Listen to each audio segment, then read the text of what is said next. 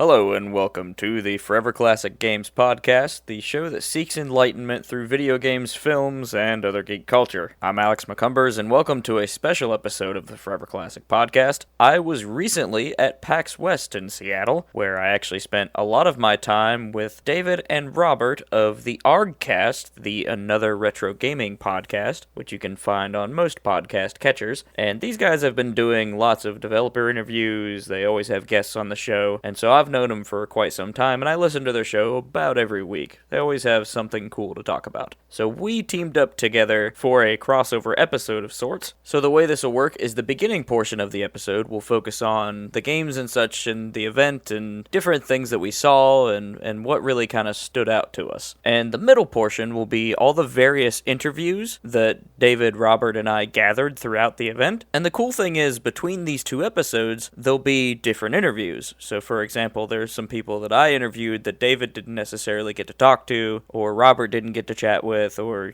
vice versa. So if you're listening to these episodes, I highly encourage you checking out the ARGcast and listening to the PAX West episode specifically, because there's going to be content there that you're not going to get here. Now, I did record about 25 different interviews on various subjects while I was at PAX West, so if you didn't hear something that I mentioned on Twitter or something that maybe you were really interested in, there's a pretty good chance that those interviews will come up later. Of course, I was at PAX West not only as co-founder of Forever Classic Games, but I was also there as the editor of Marooner's Rock, so a lot of my written content will actually be available on maroonersrock.com. And always a huge shout out to those guys for helping me get that coveted media badge. So please sit back, put in your headphones, have a nice cup of coffee or something. Let's talk about PAX West.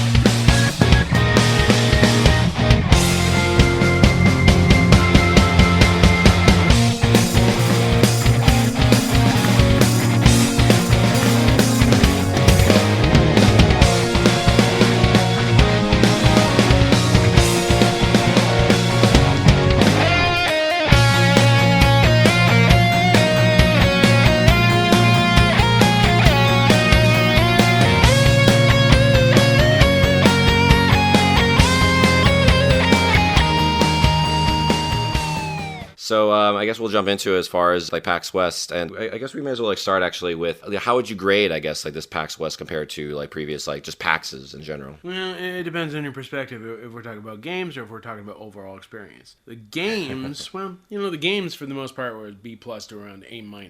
Okay. The indie games were really surprising this year. I'll talk about a few of them on the show here, and I saw some AAA stuff off the show floor that really blew my mind. I'm sure Alex can back me up here. Yeah. As far as the experience goes, maybe something down to a B. There's just something a bit of a somber mood with everything that's happening in the gaming industry, and I think it weighs down with some people here. But by the same token, we're still having fun with some things. Some personal things rising up here and there, but overall, we get to have fun with friends. We get to talk to a lot of people.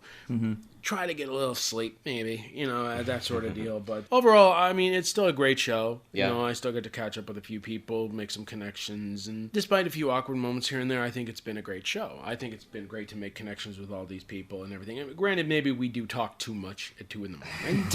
You think? Just I mean, you put 3 know, podcasters in a room, you've got to see that happen. Seriously, it's just Alex and David are yakking and they're like, go to sleep for the love of God. But I get that. But it's PAX. You're going to talk about PAX. To put it into perspective, we're in a pretty small B&B. We've got a single bed and then a couch, and we've just been kind of, I wouldn't say roughing it, but it's less than ideal. Sure, but it was sure. cheap. It could technically be roughing it. We had to buy a plunger. We did have to buy a plunger. Yeah, I was kind of expecting that to be here. But, That's true. That's true. As much as PAX is about the games, it's also very much about the people and the experiences and all that stuff. And we certainly had a lot of good experiences. Certainly with the people who we got to hang out with. Certainly of most notable claim would be with Greg Miller. Also with Ash Paulson, David Andre, Eddings. David Eddings. David exactly. Eddings was a really good conversation. Yeah. A lot of the people over at Game Explain. There was I got to meet the guy from Stop Skeletons from Fighting. Really cool dude. That's right. Yep. because we went to that kind of funny tournament as well, so we got to see like our like previous guests there, along with Mr. Negative, Khalif. There's Amanda Farrow there as well. Renee was there. Andrew Renee. A few other people. Yeah, I mean, we really got to experience a lot of stuff and everything, and it was a good time overall. And we still got some stuff we're gonna look at tomorrow. We're technically recording 3rd out of 4th day here, so we're still getting stuff here, and we're gonna have like I suppose some sort of follow-up episode as well as our podcast, because we have a lot of interviews. And I think the real surprise here is that there may not have been, I mean, there were a bunch of huge announcements before this, obviously the Lion King Aladdin thing and all that, but I think the big thing here is that some of the biggest games weren't actually on the show floor. Me and Alex, but I tried to get David to get to Avengers, but I accidentally gave him the wrong room. So he went to talk to David Eddings, and he pretended. You gave me the bait and switch over here. Missed out on You got a real Avenger in David Eddings. Shut up. Anyway, so what happened was Square Enix showed off Marvel's Avengers, and they made it playable for the very first time. It wasn't playable at E3, and this was the first opportunity for people to try it out. Now, Alex, in the past few months, it's been getting some flack. Character models look like shit. I've been very critical of it myself. Yeah, exactly. People were all worried, it's just going to be a brush off or whatever. And I remember getting into it, and one interesting note they brought up is that they got one of the members of the God of War combat team to take care of the action and everything, and you can feel it. Because I think the combat is probably the smoothest flowing I've felt in a superhero game since Spider-Man. Well, from what I hear, particularly with like Thor, because Thor essentially like plays like Kratos. Yeah, Thor is really cool, and I like Hulk. Hulk being able to just like smash everybody around and do the thunderclap, and it was like, oh crap, doink, that sort of deal. But I was really surprised at how smooth the game plays. I mean, we have only seen part of the picture. We've only seen the intro. We have not seen the single player or multiplayer content, but he did walk through like a rundown, or like the director of the game walk through a rundown of what we can expect. More heroes, more story, more multiplayer missions. The co-op missions for up to 4 people. I actually recorded all of it, so we will have it on ARGcast later this week, so you guys can listen for all those details. We will have those available, but that's probably one of my biggest surprises of the show, being able to play Avengers and kind of be proven wrong a little bit, have something that goes aside from the iffy character models and actually gives us something of substance. It gives us something to look forward to. Well, the thing is, like, Square Enix like really flubbed that showing of the game,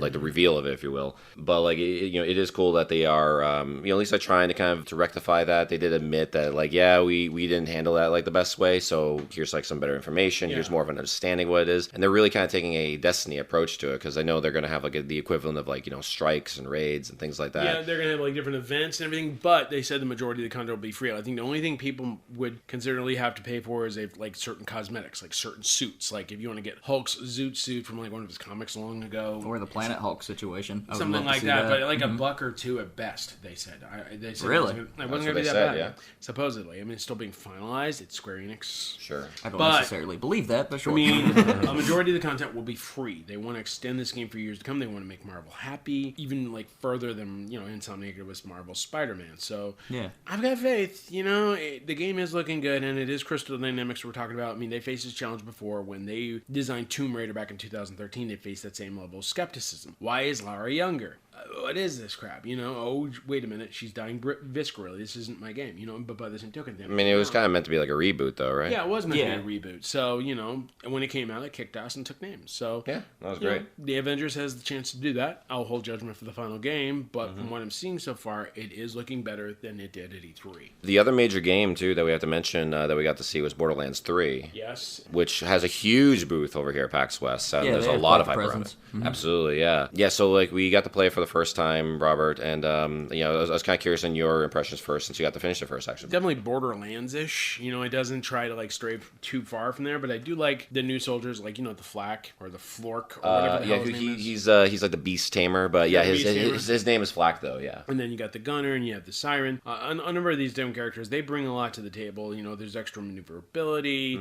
The level design's a slight bit bigger. The co-op's supposed to be. I haven't seen the co-op yet, so I can't say for sure. And I haven't gotten the gun that shoots other guns yet. I want that. But, it's very Borderlands-y. It's not entirely original, but I like how it's put together, and I know a lot of people are going to be into that. And it was a lot of fun, and on top of that, they give some cool stuff. There wasn't a corner I couldn't turn at the show where I didn't get a mask, Oh, yeah. And then on top of that... you were hunting for those things anyway. Well, technically, I got like 20 people, give me a mask, give me... It's QuakeCon all over again. It's ridiculous. I was handed one the first day, and I was like, oh, sweet, a mask. And then immediately I was like, oh, I don't want this, because it's like plasticky, and it would just get broken in my bag. And I breathe through it, and I'd like mess up my glasses. I mean, it's not too unlike those like the Halloween masks you got as a kid. Oh, the little slits in the plastic and all that. I used to have a Power Rangers one. I had several of them actually that I remember. I mean, I'd be like, like Spaceball. I can't breathe in this thing. I'd be like that. There is one other major title that we, I think most of us covered too. Final Fantasy VII Remake. Yes. We got to Good play Lord. the demo with the giant Robo Scorpion, and it was quite extensive. It was just that battle, but I like what they're doing with the system. I mean, granted, old school players are going to be thrown off because, it's supposed to be traditional RPG, but I like some of the stuff they're doing. They're mixing up action with it. It's That cool. combat's really tactical too, because there's that whole pause system, and you're keeping an eye on the ATB gauge like you would in the original Final Fantasy VII, but you use it in a completely different way. Yeah. You use it for your spells, your abilities, and you just kind of like swap between characters a lot. I was kind of thinking that maybe you would pick one and kind of stick to it, but it's the way the combat is designed, it really encourages you to flop between different characters. It integrates both seamlessly, really, and it is a really smart way of handling it, I think, because having that active time battle mechanic in there is like an integral part of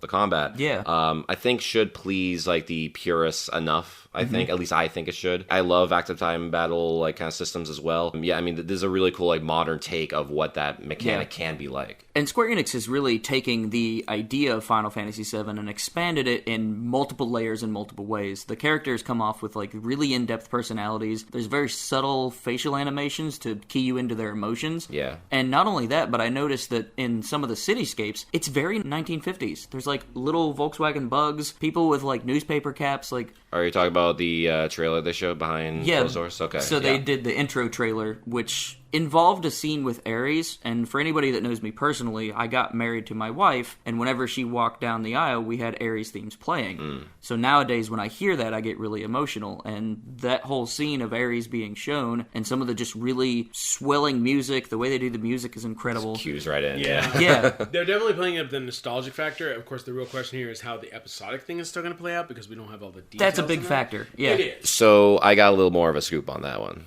Oh, okay. Breaking news. Yeah, because I got to speak with Neil, I forget his last name, but like Neil Pavon, yeah, that's right. Yeah, he was basically the guy on the opposite side of the stage, like in that really awkward kind of like setup that they had for the Square Enix thing. He was here, and I got to talk with him, and I did the interview with him, which you'll hear in the ARGcast version of this episode, basically. He basically told me that like it's not necessarily an episodic thing, because when you think episodic, you think of like a not complete game, like when, with that segment. Each like game that they're coming out with that's going to tell the complete Final Fantasy VII story is going to be a full game. Like think of like Shenmue 1 going to Shenmue 2 going to Shenmue 3. They're all complete games, but it's the overarching complete narrative when you play through all of them. So I think that's what they're going for, and like it's still meant to be, as far as I can gauge anyway, it's still meant to be like a 40, 50, possibly 60-hour game by itself. The way that I kind of picture it within the franchise is how they did 13, 13-2, Lightning Returns, and how it all kind of told one cohesive story. It's not too far from that. Yeah, but we'll get to like...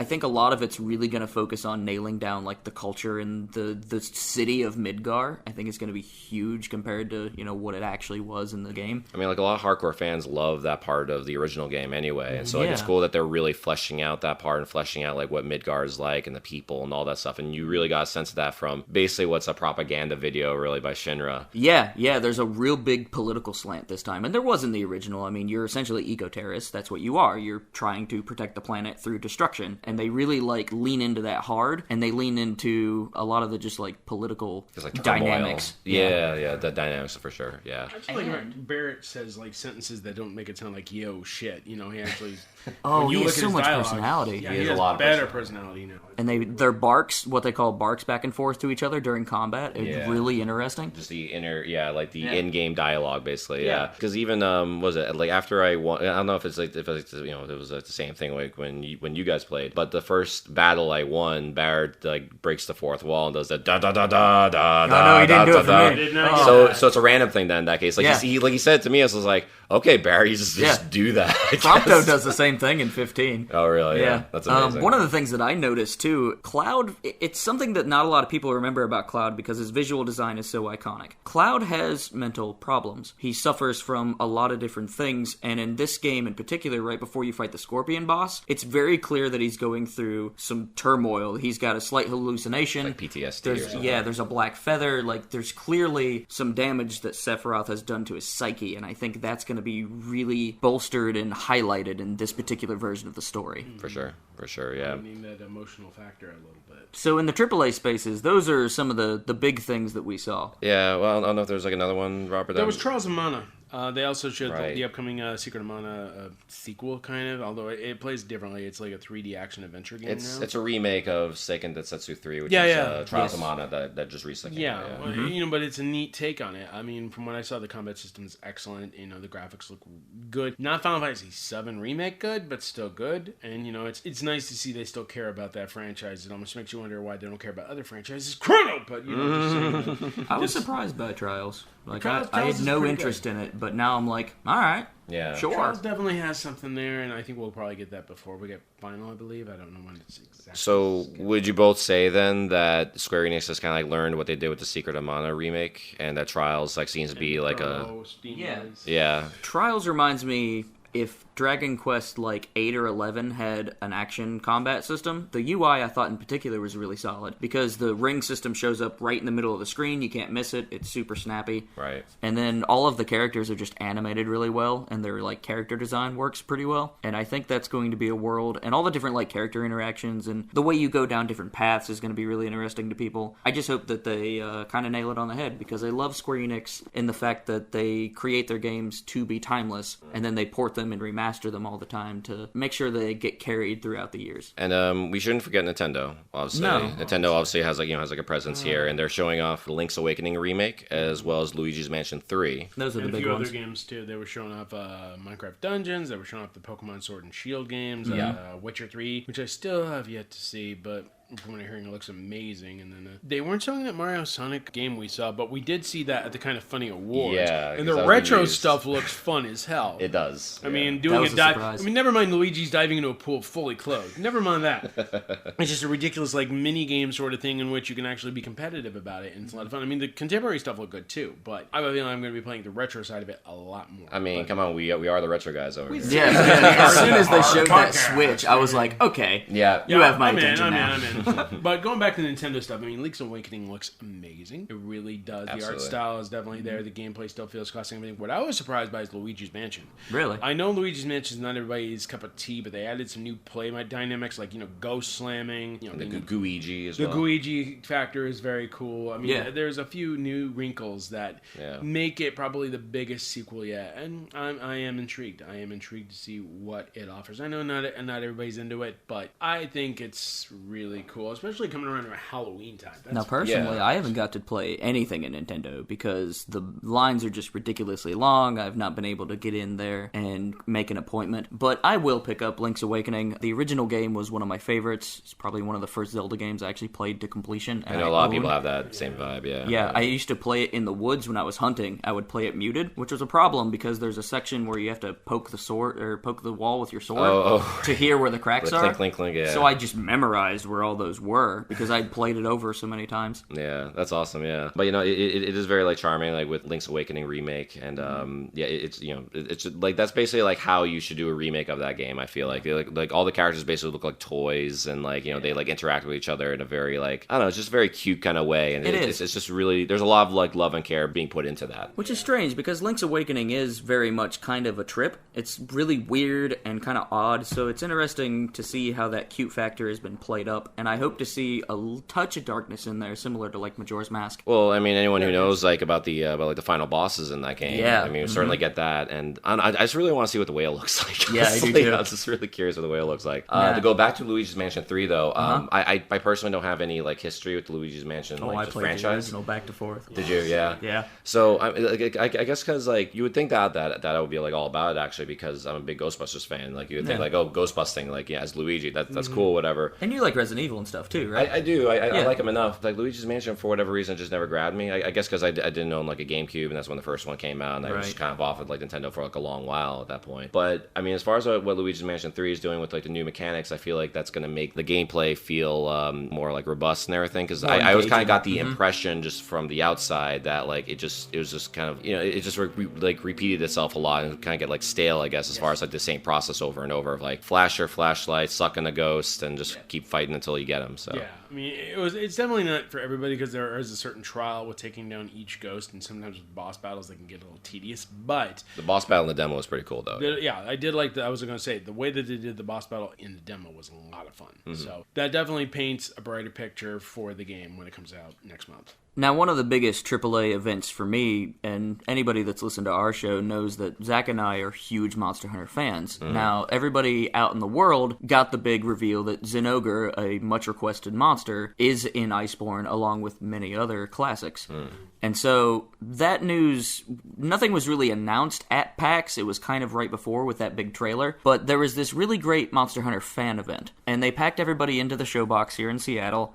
And, of course, they had, free drinks. They had an ice sculpture. They had some really excellent cosplay. I saw your pictures, yeah. Yeah, there's some really great pictures out there. And that community is the most friendly community I have engaged with in video games. I got to meet some of the wiki designers. The community manager, Yuri, got me into the thing. And bless him super dearly, because I don't think I would have been able to make it in were it not for him extending that hand of kindness. And, we got this watch. I cannot remember the director of Monster Hunter's name. He's Japanese. They flew him down here. He hung out with the fans. He signed a lot of things for people, took a lot of photos, and then he kind of explained a fight between Glavenus, the big T-Rex looking guy in Monster Hunter. Right. And it was really cool because Yuri was playing on the screen, and the director was, explaining various mechanics and subtle things. And meanwhile, anything that happened in the actual dynamics of the fight, the crowd reacted to really, really well. So there were lots of times where people were just chanting Yuri's name, and there were a lot of close calls, and it was just the most hype event I have been to involving games. Wow. Yeah, it's really I love the Monster Hunter community. Yeah, I mean, some of these events out here are really a lot of fun. I actually went yesterday for a little bit to this ESO event, Elder Scrolls Online. Elsewhere, whatever the hell it's called. Elsewhere. Mm-hmm. Now, I don't know Elder Scrolls Online hardcore, Not my thing. Watching some of these people play is actually really cool. And I swear to God, one time when I was playing and everything, I came across this giant marshmallow cow thing. Oh, okay. It was a glitch or something, I don't know, and I killed it, and I couldn't bounce on its belly, and I'm like, fail. But video games, people. I mean, it just goes to show that a lot of people really care about their communities down here, and small communities down, the What's Good Games event. They had a little thing with Life is Strange episode 4, and it was just really great just seeing all these people who love Andrea and Christine and Britt, all them, and just talking up a storm about Life is Strange. And that's the one thing I really like about PAX is all these communities come together, no matter who it is or whatever, and we just talk up a storm. Hell, we were talking up a storm in line, with the podcast buddies, with the people that we talked last night with 16-bit Assassins, Jeremy and Jen there. We got to meet Metal Jesus briefly and John Hancock. Who I confused for John Riggs. That was my fault. Yeah. I got to meet Kenzie. I got to meet Cody over at Pink Gorilla. There's so many people that I've been interacting with online and that are in the same spaces that I am in retro gaming that I now have been able to meet in person, and they're all wonderful people. But anyway, circling back to games, I mean, Monster Hunter, how the hell they put that dragon together, because it is bigger than most people's booths. Oh, the one on the show floor. Yeah, it's bigger than most booths. And I said booths. Boobs and booths, I guess. It is bigger than most boobs.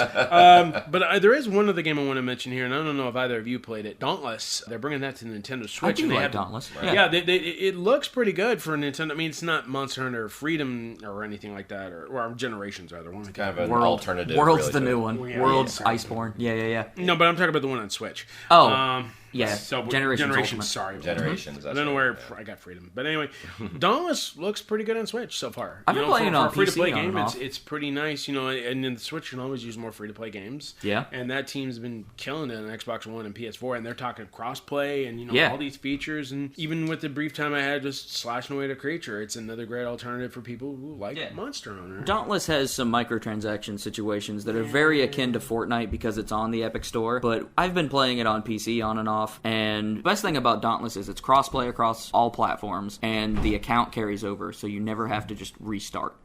It's really, really solid in the way it like serves people. That's awesome. Yeah. Yeah, it's really good stuff. I mean, just how it's put together, and it kind of just goes to show like anybody can really come with this great new idea and make it theirs, which is another great thing with PAX. Did you guys get to play Disintegration? I didn't know. Yes, I did. Disintegration.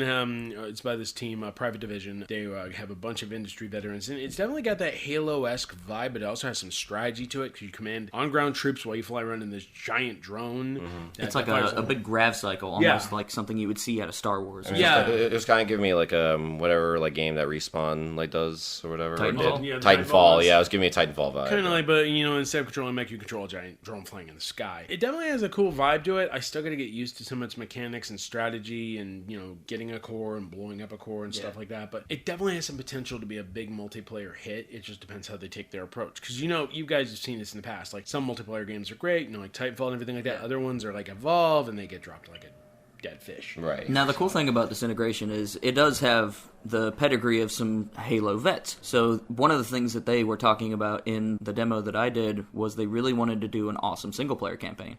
But they weren't quite ready to show it off. They were fine-tuning some of the combat mechanics. So all the different types of character that you can play are kind of like the more colorful versions of their like more grounded world. So do you like pick, I guess, like your character and then like the ship that they use? Or So like you how's that pick your work? squad, your crew, and you have your pilot, which has certain abilities and weapons, and then you have various types of troops that kind of like spawn with you, and you direct them at various places. And there's a lot of nuance to it. There's like a ninja based crew. There's like an 80s neon based crew. I played the Knights a lot, and the guy that has the nuke was really fun. There's like a War Boys crew that will seem like Borderlands rejects, but Kind of like a Mad Max. Very like Mad Max. Very Mad Max, and it's got some personality to it and everything like that. Each one's got different tactics. Like you could be like having a sniper rifle with one crew, or you could just go all out with rockets with another. I mean, it kind of sounds like there's some RTS mechanics in there. Is that fair to say? Yes, you got very light. Yeah, light. You can command the group on the ground to help you out with certain tactics and everything like that, but for the most part, you're flying the drone and you're shooting at enemies. Because each of your ground troops also have a particular ability. Like one big tank guy has like a crash that shoots out on a line, and so you can target either like enemy players or enemy AI. Okay. And the teamwork is really solid too. It feels almost like a MOBA's pace. Like how MOBAs have a tendency in the early game to feel a little slower than most games, but once you start seeing abilities being layered and different people shifting around the map, like it feels really dynamic. Interesting. Yeah, I mean, I'll pass by like on the show floor, and I'll admit, like I kind of like dismiss it a little bit as being kind of like another Titanfall-ish sort of like the thing. visuals remind me a lot of Destiny and the way the characters are kind of designed. Yeah, I know. Yeah, the way, with the helmet design and all that, it definitely has smacks of Destiny. Mechanically, I find it unique. I think it's pretty sweet. All right. Should we jump into the more indie games then, in that case? Actually, I wanted to bring this one up because this one was really solid. Okay. I know we like 3D platformers of the past, so I have to bring up Psychonauts 2. Oh, They showed about 20 minutes of footage. You're inside like one of the doctor's brains, and for some strange reason, the dentist, right? He's got an obsession with teeth. Like the walls are built out of teeth and everything like that. And, parts of it are pretty gross, honestly. It is, but in a fun way. The way it's built like a classic PlayStation 2 platformer, like the original Psychonauts. The gameplay is right there, perfectly solid. As you beat up sensors, you can actually beat up sensors. Nice. They pop out of the woodwork and say no, and then yes. I love the little enemies. They're really cool. Doubt and Regret, they're all kind of based off those situations. And Raz's tactics, being able to set stuff on fire, immobilize it, these are like psychic abilities. Yeah, it's still charming, still funny. Not nearly as funny as Brutal Legend, in my opinion. Oh, really? Okay. Well, maybe one day we'll get a Brutal Legend sequel, but with actual fighting. I think Psychonauts 2 just reminded me of like a golden era that's long lost, and I think that's kind of why I think Microsoft went after Double Fine. They understand how the old school works. They love how the old school works. They just released that Rad game a little while back that definitely has that kind of old school vibe. So I mean, well, they're looking to kind of get like more like talent like attached to like their like umbrella basically. And Tim Schafer, I mean, is certainly is like a legend in his own right. And artistically, I meet Scott Campbell about once a year because he always goes to a little convention in Juneau, and that dude is just incredible. Some of the work that he's got, check out his like actual books, all his little illustrations and things. Okay. They're really fascinating. Sounds cool. But, Yeah. I mean, Psychonauts 2 is at the top of my list. I mean, it's 2020, it's still ways off and everything like that. But the segment I saw just shows, Tim and his crew are just as psychotic as ever, in a good way. It's got some potential. I think that the animation and character design is really top-notch. I wish I could have got my hands on it because I want to see how abilities kind of blend together. And that's the only thing really holding it back for me for this particular show. Right. Yeah. So like, I guess that's more of like a middle game. So I guess middle game. Yeah, Disintegration. We'll go more. Yeah. It's like the segue. It's like the segue. Yeah. I mean, kind of a double A, maybe? I would consider double A. I Yes. can kind of segue into another sort of double A title, and that's Streets of Rage 4. Yes. Yeah, okay. Which I definitely want to get into because with Streets of Rage 4, the booth here, they're showing off the new character Cherry for the first time. Adam's daughter. Adam's daughter and Skate's niece, I believe. Yeah. And instead of actually using skates or anything like that, she uses like an electric guitar. Yes. And which is fucking badass, by the way. I mean, Yeah. The way her character plays is beautiful. Yeah. I think she may be one of my favorite characters yet. I'm a little sore that Adam's not in it, but there are still slots available. Mm-hmm. We could get Adam, we could get Rue, we could get, the whole crew. I mean, for the whole crew and Rue. Honestly, with her like fighting with like the electric guitar, the way she like animates it, totally reminded me honestly of Eno from Guilty Gear. She's like the witch with like the guitar and everything. Yeah. Yeah, she. It just totally gave me like those vibes, and it was just really cool to like to play as her. She's definitely more of like the speedier character, but she's not just all speed. Like she has like those hard hitting moves, like especially if you get like her back throw with the guitar, like where she basically kind of flips you like back and down into the ground and then slams the guitar in your body. Like it's just really cool It's moves. pretty amazing. I mean, and on top of that, perfectly balanced with the other characters in the crew so far. Yeah, and we're still getting a like a big brawler type character too. Like there's like just like a silhouette, but it seems like it might be another like brand new character that could possibly be tied to someone else. That'd be great. A brand new character, and then of course Rue. I'm still pushing for Rue. Rue 2020. Now the beat 'em up genre is really thriving right now because not only did we get to see Streets of Rage 4, which I personally didn't play, but I did get to spend a little bit of time with River City Girls. Yes, which really impressed me. Yes, yeah, the album's this coming week actually. Yeah, it's not too far. And Limited Run Games actually just opened up the physical pre-orders for Switch and PS4. Yes. I actually have a review build waiting, so I'll have a review for this very soon. I got my Switch right now. So. Yeah, you just downloaded it seconds ago. Somebody got lucky. But anyway, no, I mean, from what I've played so far, it's definitely got that River City vibe, but it's got the way forward touch. Which I really enjoy. I mean, you have like the guy who was responsible for River City Underground, like helping with that. So like there is a lot of love and care into like just like the Kunio-kun franchise in that. Like especially when you have like the first boss fight against Misuzu, I believe is her name. She's basically like the big burly woman character that's been in a lot of those Kunio-kun games. And then I realized like, wait a minute. And then like I saw her, and then like I looked back at the characters who I'm playing as like, oh, all these characters have been in previous games at some point. They've just been expanded upon and given a different art style. It's really inspired. I mean, that's the thing I like about Way Forward is like when they get a hold of a franchise, they really know how to milk it and find the best stuff that works about it. It almost reminded me of like how great they nailed Double Dragon Neon a few years ago. Not to mention that, but they took that flop of a movie Mummy and turned it into a decent Metroidvania. And for that matter, the new Shantae looks amazing as well. And I thought Half Genie Hero was the best game in the series, but this could very well be the next the Half Silver or whatever it was. I forgot the exact name, but something of the Seven Sirens. Yeah, Seven Sirens. And yeah, that's going to be good. And then there's this little sleeper thing called Vitamin Connection. Very weird game with like two different characters and everything like that, but I actually got a vibe. But you go like through this person's digestive tract or something, and you just shoot at germs or whatever. It almost reminded me like, what if Fantastic Voyage was cute and I don't know, had like the Magic School Bus kind of thing. I guess, yeah, but armed like lovers in a dangerous space. Yeah. But a neat little vibe to it. But of course, the highlights for me: River City Girls and Shantae. And them pairing with Limited Run, Match Made in Heaven. Their booths blend really well. I mean, I had to go there and pick up the Snatcher soundtrack. I had to go there and pick up Curse of the Moon and other stuff I couldn't afford. I got a copy of Pirate's Curse. But I mean, like the fact that the cassette tape version of that Snatcher soundtrack comes in a Sega CD jewel case. I mean, that is just like amazing. And like, of course, people are going to be asking, it's like, is that the reissue of the game?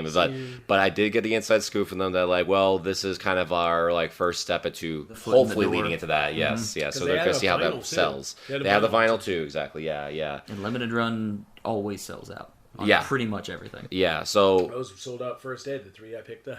There you go. Yeah, so I'm just crossing my fingers that this will lead into like a Snatcher reissue because I mean anyone who listens to our show they know like how much I gush about Snatcher coming back in some way.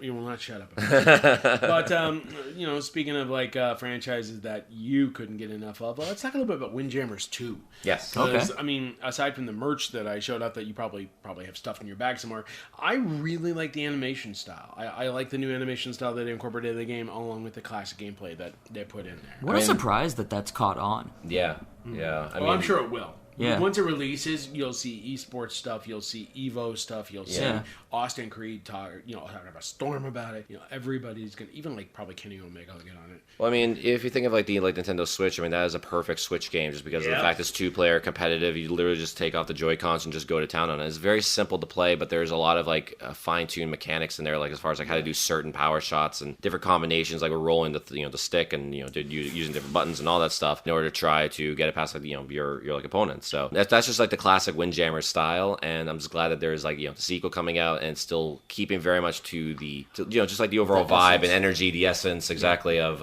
like the original game. But they're adding a lot of cool stuff to it. So it's going to be a lot of fun, I think, and I would love to see if they like add Austin Creed as a bonus character. Now, do you know a game actually really surprised me, and I did not think that I would walk into this enjoying it. I actually put off doing the appointment 3 or 4 times. Dark Crystal's getting a game. Oh yeah, and that's Tactics game. Tactics, Age of Resistance. It's really good based on what I've played so far. It's a little unbalanced with the advanced difficulty, but I think that's what they wanted to do. They wanted like provide a challenge for those that really get into tactics games and stuff like that. There's 2 modes. There's advanced, and then there's like maybe even a master and an easy for people that just want to experience the story. I just want to beat the crap out of Chamberlains. Mm-hmm. Yeah, I know. But it really captures the vibe of the series because I was like, the first night I was in town, I actually watched the first episode like 4 in the morning. And I just watched the movie a week ago for the first time. Mm-hmm. So, I mean, it's really taking advantage of that franchise. Yeah. It's from the team that Bonus XP, they actually did the Stranger Things games. And Halo Wars. Yeah. And, like, Age of Empires. Yeah, and they love tactics. They have a storied history. I actually got an interview with them. We'll have it exclusive in our cast. As did I, yeah. And, you'll have it on yours as well. There you go. Yeah. But it's just really great, like, what they're doing with the franchise, and it's going to get just as much as attention as the series is. I'm a little worried with the current state of the build that we had because it seemed a little unfinished as far as, like, some of the visual elements not entirely coming together. Did they say how far along it was? Or? No, not necessarily, but it comes out here soon. They noted that they said, they said this winter. They said the progress in the demo isn't the same as the progress in the game. They're making much more better progress. That's fairly common in these sort of press events. We'll see like better stuff out of that. So I wouldn't worry too much about that. I mean, these guys have a history of like Halo Wars, and you don't blow that history. Well, winter is coming, so we want to make sure that they get their shit together with that one. So and there was some other neat little surprises in show floor too. Our old buddy over there, Battery Staple, he did the 20XX game. Oh, He's bringing Jamestown Plus to Nintendo Switch. This is a shooter that takes place in the 17th century and has like supposedly based on a true story because obviously in the 17th century they had lasers. It's a fantastical take on that. Yeah, pretty much. But I got an interview with him and we talked about like the history of the game. I played it on PS4. It's amazing on PS4, but with its 4-player, shoot 'em up tactics, it's multiple difficulty options, it's great graphics, it's fun music. It's a good fit on Switch. Different characters, yeah.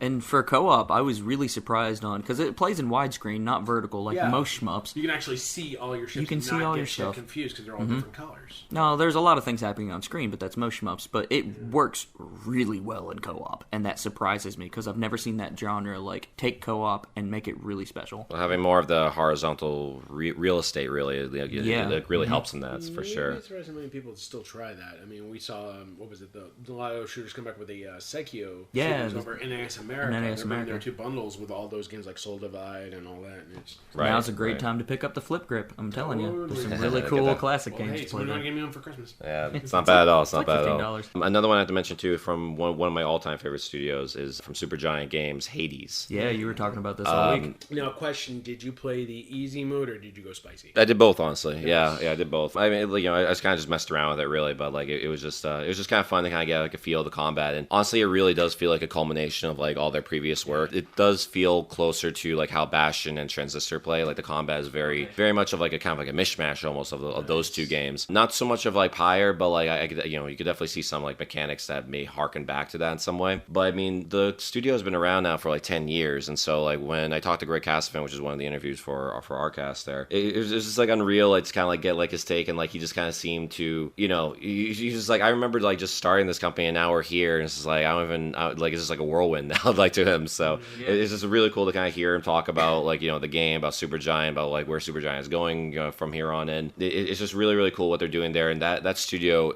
like I'm telling you, is just like so jam-packed full of talent. Like there are so many talented people there. And it's great when you see like old school talent go and try to do something new, and that kind of brings me into another game, Teen 17's Yooka-Laylee and the Impossible Lair. That's the one that I wanted to bring bring up next. 2.5D take.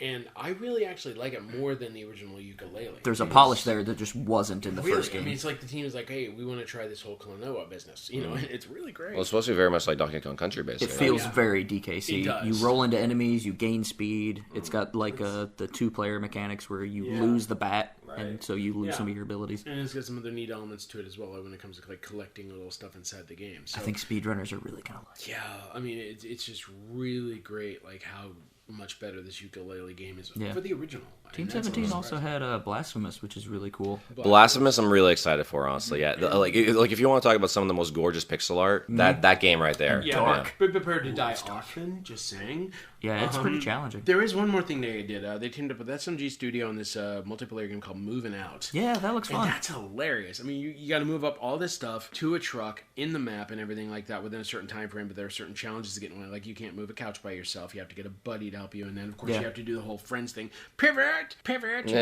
So it's almost kind of like a strategy to like normal everyday moving, I mean, basically. Like, it could be a great speedrun thing between competitions at Kind of Funny next year if you guys want to invite our podcast. But there's also other things like, in Haunted House stage, you have the chairs running around all over the stage and you have to hunt them down. Sure. Yeah. I watched a family play it, and it looks like the perfect type of family game. It reminds me a little bit of Overcooked. Okay. Yeah, funny you mentioned Overcooked because I want to bring up another game. This is by Exceed. It's another multiplayer game. You guys, of course, remember the classic Burger Time. They brought Burger Time Party, which is a game that combines multiplayer but also has an art style similar to that of Cuphead. Old school animation style. Kind of 50s style, yeah. It's really neat. I'm going to go play it tomorrow, but from what I've seen with each session, I mean, it's a nice twist on the game. It's definitely something that would appeal to both old school gamers and probably fans of Overcooked or multiplayer games like that. People that really like to score chase, too. There is a classic arcade mode. I talked to all of the people representing the games at Exceed and Marvelous. Exceed, yes. Yeah. And one of the games that really impressed me was Grand Blue Fantasy Versus. Yeah. Arc System Works. That's the Arc System Works game. Gorgeous. Yeah. There's a lot of systems in place that really makes it really tactical, with some abilities having like cooldowns. And that game in particular is really appealing for people not super used to fighting games. And if the Grand Blue property can really get popular in the West, as it is in Japan, it's extremely popular in Japan, I've been told, based on the mobile game that started all this, then I think that game is going to be a great place for people to like pick up some fighting game skills. Well, I mean, they did such a great job with Dragon Ball FighterZ, and like I feel like even people like who are not so crazy about Dragon Ball in general, like me, basically, I still love that game. It was just like a great game. Just like mechanically, it's just a lot of fun. Like like it does like the characters justice as well. Grand Blue feels much more grounded. Like it's more of a Street Fighter 2 versus a Marvel vs. Capcom. Oh, just like in more simplicity, I guess, in this mechanic. Yeah, it's more deliberate. Like spacing is really important, and knowing. Well, it's noob friendly, basically, in that case. Yes, it's very new player friendly, I think. Very cool, very cool. Another game I have to mention too, which really spoke to me as an Enter the Gungeon fan, is Cat Lady, which I was very, very surprised by. We're going indie now, all right. Well, yeah, totally. Yeah, I mean, like, because what was it?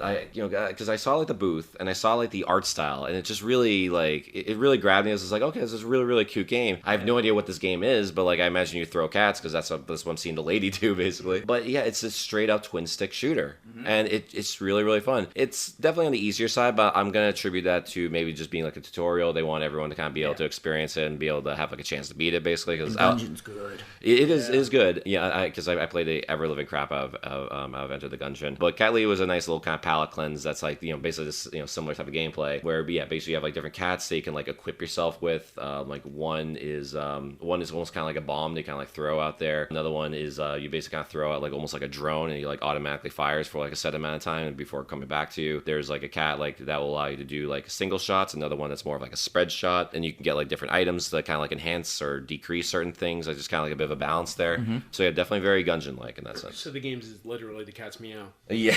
Yeah. You're not wrong. Now to kind of pivot on that, there's a game that really impressed me at the Mix, and this is a game that takes the idea of romance between a couple, a man and a woman, and they really like creates all these romantic moments, and it's a very intimate relationship between the two characters. Oh, is that Haven? Haven, yes. Yeah, I saw and that. So Haven's got this really cool mix of like almost like Catherine, but less kind of like off. Like, The art style weird... definitely reminds you of Catherine. Yeah, and then it's got the traditional like RPG battle similar to something like Persona 5. And it's the only type of game I've seen that really captures what it means to be intimate with your wife and with your significant other. Interesting. And I thought it was just really interesting. Is that like just mainly through like the dialogue, or through dialogue, through options, through some of the like gathering things you need to do, like cooking with your partner, and just it's really, really fascinating. Yeah. Well, I mean, you're in like a long-term relationship yourself. So Yes, I mean, me being a married man, I really gravitated towards it. Yeah, that's interesting. That's really cool. And then, speaking of the mix, there was another game I saw, and this one actually might be good news for those of you who've been waiting for like a sequel to Skate, since we're not going to get one officially, but this team had a project called Skater XL, and it's confirmed for Switch, it's confirmed for Xbox One, coming sometime next year, but I had the chance to check out the mechanics, and the mechanics are very close to what original Skate offered. You know, they go for more of a realism thing. You know, I bailed more than I landed tricks. But it definitely has that vibe, and I'm really liking what the team has done with it in terms of the physics, in terms of the tricks that you could do, because they're actually realistic. You can't do a 900. You can, but you probably land horribly. It's a hard one. But it definitely has the good look to it, and has, you know, great gameplay. I mean, it's still got a ways to go. They haven't implemented a soundtrack or anything like that. But one cool thing is like the replay feature, so you can show off how great you're doing or how great you're screwing up, depending on what you want to show off on YouTube. But I mean, you know, when it comes to like indie games like that one really caught me by surprise, because it's like, I know they announced it and everything like that, but I didn't think it would be so close in nature to Skate. But then I found out like a couple of the veterans that worked on that series are kind of taking part in it. So one of the guys I talked to at Razer, who was showing off their like Razer Blade and their new fight sticks, they actually are really hoping to market them as arcade sticks, because everybody sees them as, oh, this is a tool for fighting games. Right. But he's like, yo, you set it up, you throw on some Metal Slug, have a couple beers, it's great. But the game that he mentioned being one of his favorites was Skate. It really made an impact on people in just the layers and layers of complexity in that just stick movement. That's awesome. Yeah. like Skater XL would probably stick with somebody like him, literally stick. Stick the landing. And also, you know, going back to shooters a little bit, because I know we were like talking about like, you know, shooters that really made a difference there, like Cat Lady. There's this one great multiplayer game I saw called Hot Shot Burn. This is like 4 wacky characters basically going at it in an enclosed map area with different like changing rules. It's like Towerfall Ascension, but they have guns and they have like different perks and everything. Yeah. So kind of like Duck Game, maybe. In a Maybe sense? a little bit like that, but no ducks. But it was just really a lot of fun, and it had like a nice little Overwatch style vibe in terms of like the points you could earn and how many you had to earn to like win the match. Is there a play of the game? No, but I mean, if you want to scream it out loud, sure. But I thought it was fun. You know, it's made by a few people. It's in Steam Early Access right now. It'll come to consoles and everything, and they're going online crossplay. They're going all in with it. So, I mean, they got some ambition with it, and it looks like a fun party game. Very cool. Another indie game that was a bit of a surprise for me actually was Spiritfarer. Oh my god, that's the first thing I played. Yeah. And it That was a holds great up. It's amazing because like it animates super, super well. Like it's a very, very impressive, like stylistically speaking type of game. This coming from the people that did Jotun. Yes, yeah, from Jotun. So like, you know, like if you know that And game, you Sunday. know like how the That's animations Thunderless. are. Yeah. They're amazing. And it like this game in particular, Spiritfarer, like has like a real Studio Ghibli kind of vibe to it, and like it feels very like just kind of like light and like not bouncy, but like it's very like light and like in like how it presents itself. Yeah, but it's dealing with really like human themes. It's themes dealing with of loss death. and death. Yeah, exactly. And like the whole thing is like you are abandoning like a ship basically, and you know bringing people basically from like what you know what's essentially purgatory. It's inspired by the Greek death. myth of Charon. Yeah. Well, I was just you know when I was like talking with one of the people who who's making the game, yeah, I mentioned like the River Styx is like this is totally the same River dude. Styx. Yep. Yeah. So like it's just like amazing just to see how it all kind of came together, and like it's just taking like this different vibe and really taking like a very accepting take on what is normally like a very heavy subject. So it's really deep there, but of course that's what I expected from that studio. They've been killing it with each of their releases and everything like that. I think that one's really going to resonate with people. There's co-op. The other person plays as a cat. You can hug all of the characters. Right. And there are moments where they won't accept the hug, and that's when you can kind of tell, like, oh, something's wrong with this particular And character. you gotta fix it somehow. Yeah. And you got to repair it. See, what's really cool is that the whole gameplay actually is just like a bunch of like almost like mini games almost. It's a bunch of like- management. It's a as lot of far as, management like setting things. up different resources and a bunch of like timers and knowing when you can do certain things. Totally. I mean, like, there's like fishing, there's crafting, there's cooking, you know, all that stuff. There's like planting seeds and things. And they things do like that. creative things with the main energy source, which is, I don't remember what it's called, but it's like this light that can manifest into like a fishing rod or oven mitts. Right. That's right. Yeah. So like, you basically have like these essentially powers, I guess, like Yeah. to kind of craft these things into whatever. But it is a really, really interesting take, a very beautiful game, and definitely one I think resonate with people in that especially case, in a post-Undertale world where we're really like considerate of things that aren't necessarily just taking down a foe in like an action game or something. Right,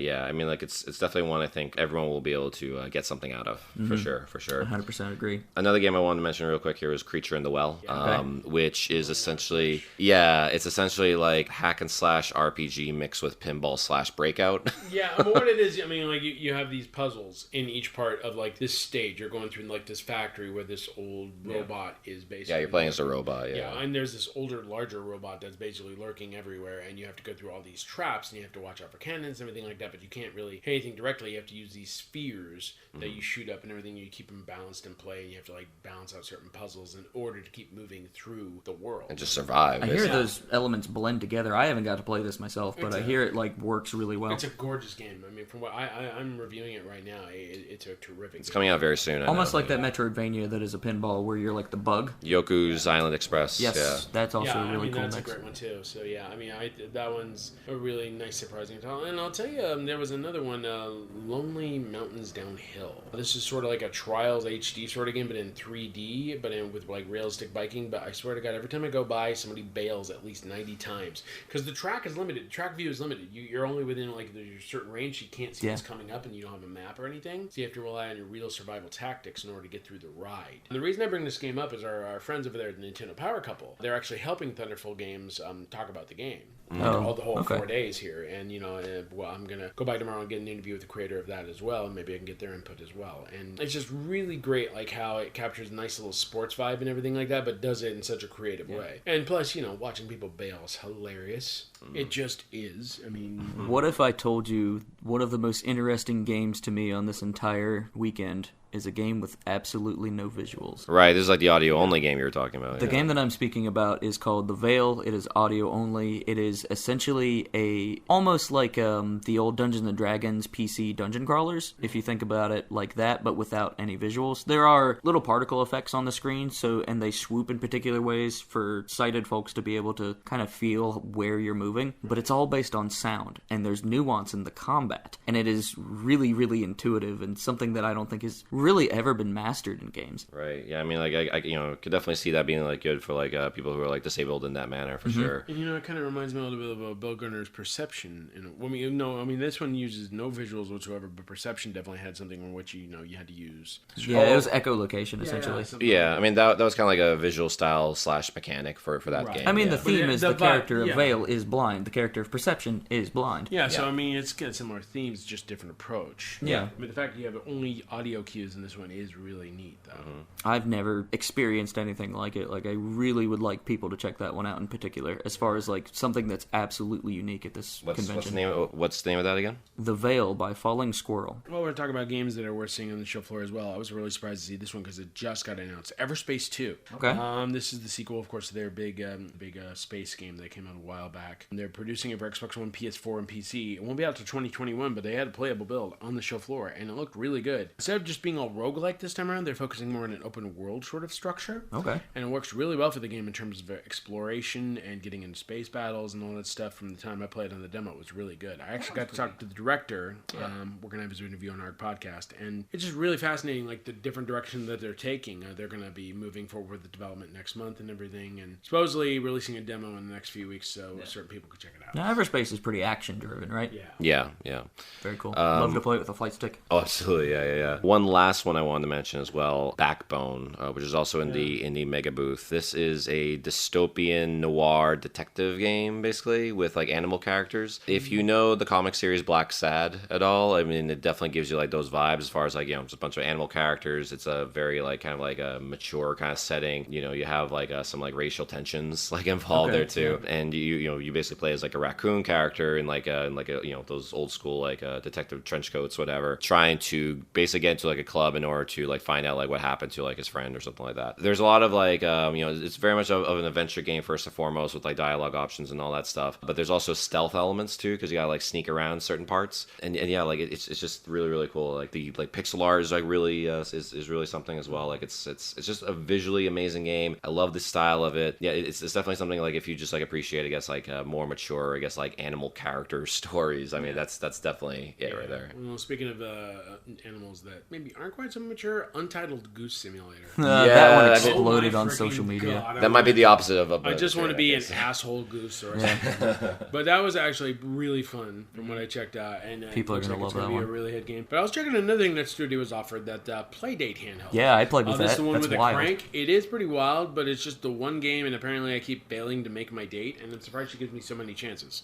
Yeah. Seriously. Because, I mean, like, how many times am I going to fuck up this date and get killed by a butterfly? Well, I mean, he keeps waking up on the time that he's supposed to be there, so like, there's no way that he's going to be there on time. But like, it is really interesting because it's all crank based. Yes. As you mentioned, It's so entirely kinda crank neat. based. I mean, the way you Backwards, solve forwards. puzzles is really neat with the crank and everything like that. Yeah. I'm trying to figure out, like, how some games are going to work without everything being, like, a fishing game. I would love to see an RPG with that, personally. I think that the Playdate would work Crank up really well with an spells and all that RPG. stuff? I mean, Just whoop, I'm just really curious to see how that works. I mean, obviously there is like a D-pad and there's like a A and B button A and as B, well. and then the crank. And it does Bluetooth, Wi-Fi, it's got a headphone jack. Like, it's a solid feeling little device. And the Yeah. screen is fascinating. It is fascinating. Yeah, it's almost like those old like LCD screens. I guess. But at like 60 frames or something. Yeah, like, it's I crazy. mean, it's definitely modernized for sure, but like it just has that vibe to it. Yeah. It is neat, but I want to see more games. I want to see what it has to offer. I'd love to see, like, maybe a driving game with that crank. That'd be an interesting. Like, It is play going to be tactic. open source, so people can really like approach after it. That's really cool. Yeah. If I were to pick like one last game to talk about before we wrap up, and this is one that wasn't even on the show floor because they got some big news, so they ended up switching gears a little bit. Retrotainment Games out of Pittsburgh are really known for their NES designs. They made Haunted 85 and then really crushed it with Haunted 86, which is now coming to Switch. Those guys are able to take the NES and do like all sorts of things that I never would have considered control-wise. Like there's a lot of button inputs, like quarter circles, but I got to play a very early build of their game Full Quiet. And this is a kind of mystery action game where you're a guy looking for his son in the wilderness, and there's some monsters that approach you. But like there are like 3D elements where you're walking around in a world and things will scale, but it's 2D. Wow. And all of the combat is deliberate. There's some really cool puzzles. There's one where you're like focusing in to hear a Morse code, and you don't actually have to know Morse code. It like automatically opens the door for you. And we should reiterate too that this is a game that's being made within the limitations of the NES. Yes, it's not trying to emulate and like actually doing stuff that the console can't do. It goes within those into a restraints. cartridge. It can play on a standard NES. They really recommend giving it a go on the AVS Fancy NES. Oh right, yeah. It's not the top loader, but it's like it's like the other one that's that's like it's very slim looking. It's a different console. design, yeah. They also I think hope to bring that to consoles in the future. But for instance, in order to dial, I thought, okay, it's the NES. I'll click right to dial to the right. That's not the case. You actually roll your thumb on the D-pad, and it just feels really tactile. And it's all the little things they do like that. It's just really wild and interesting. Yeah, I mean, like the fact that they can take like that old technology and just do like new things with it. I mean, it just shows like how untapped even like the NES is at this And if point. I were to present that game to you, you would think, oh, it's a retro-inspired game. But then I'm like, oh, but you can play it on a legit NES. Yeah. That's what's wild. That's what's wild, absolutely. I know there's one more they had there, Robert. One more final game for me, probably Luminous Avenger X by Inti Creates. Okay. I thought that was kind of a really cool title that I got to see. And Out of the Gunvolt series? Something like that. I think it was like a side spin-off thing, but it was really cool. And then there was Trine 4, the fourth chapter in the Trine. Oh, Trine, yeah. Oh, Trine. Yeah. Trine.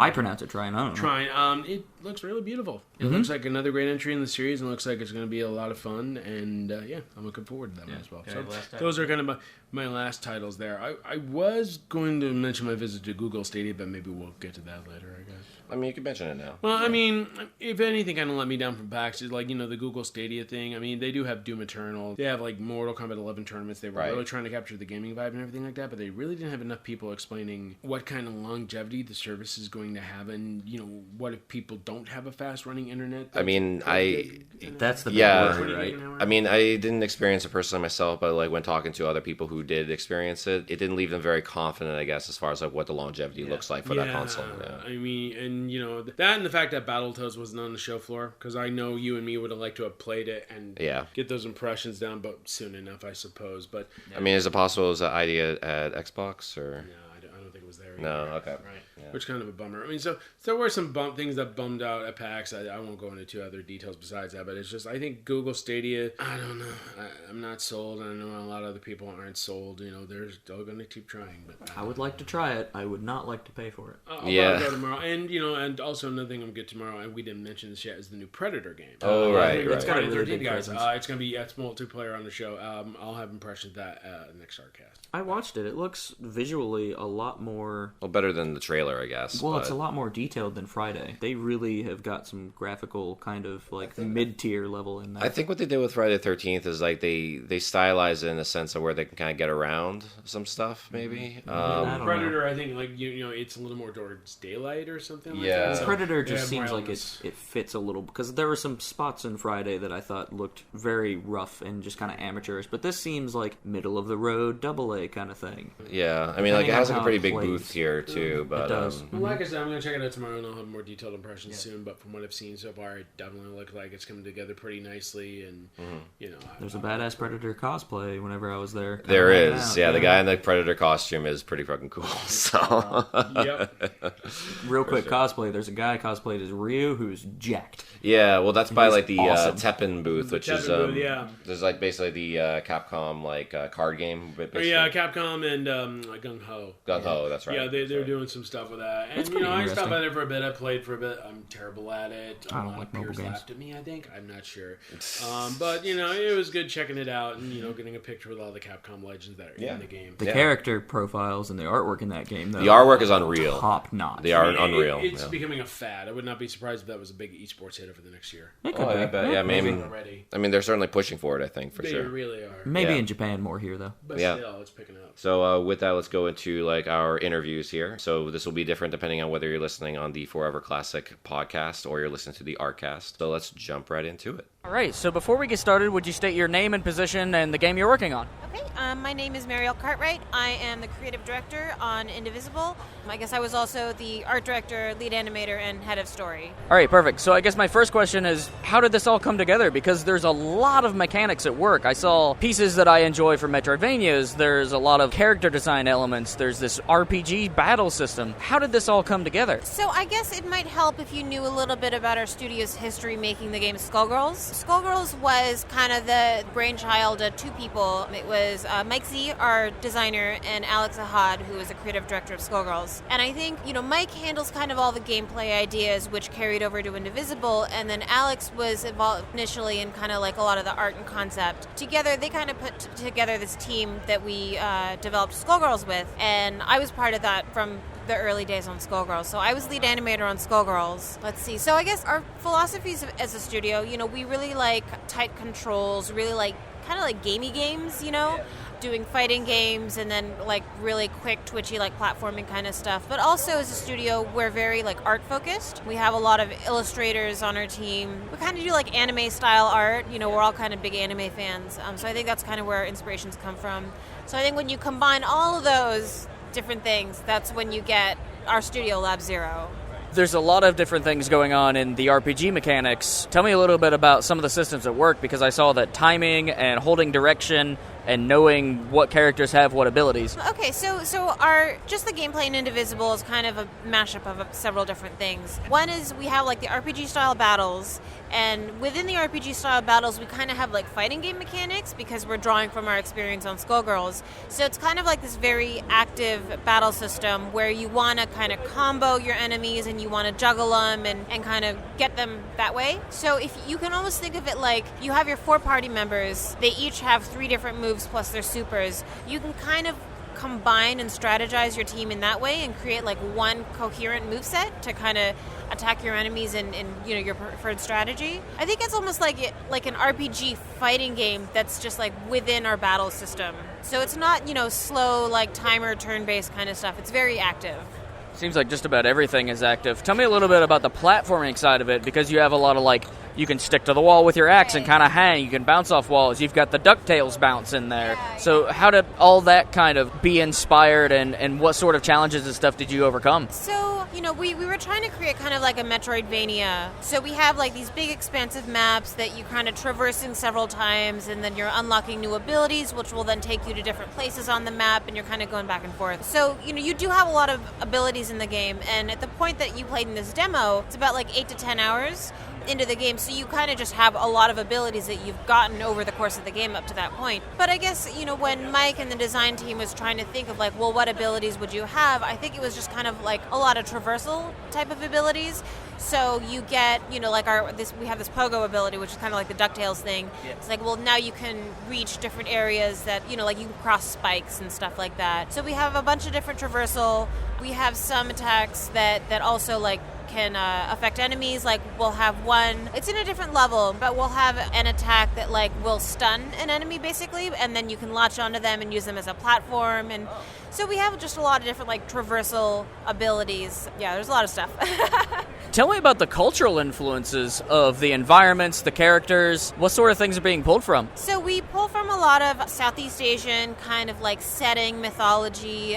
There's some like Buddhism and Hinduism mythology in there. It's all very fantasy. So we're not trying to like represent it directly. It's just kind of like that was our well that we drew from. And we kind of went with it because it's not something that you typically see in a lot of games. Like we'll see a lot of East Asian. We'll see obviously like a lot of Western. But like Southeast Asia is not an area that we see a lot of games draw inspiration from. So I think that's kind of where we wanted to go. Like we wanted to show something that we don't typically see.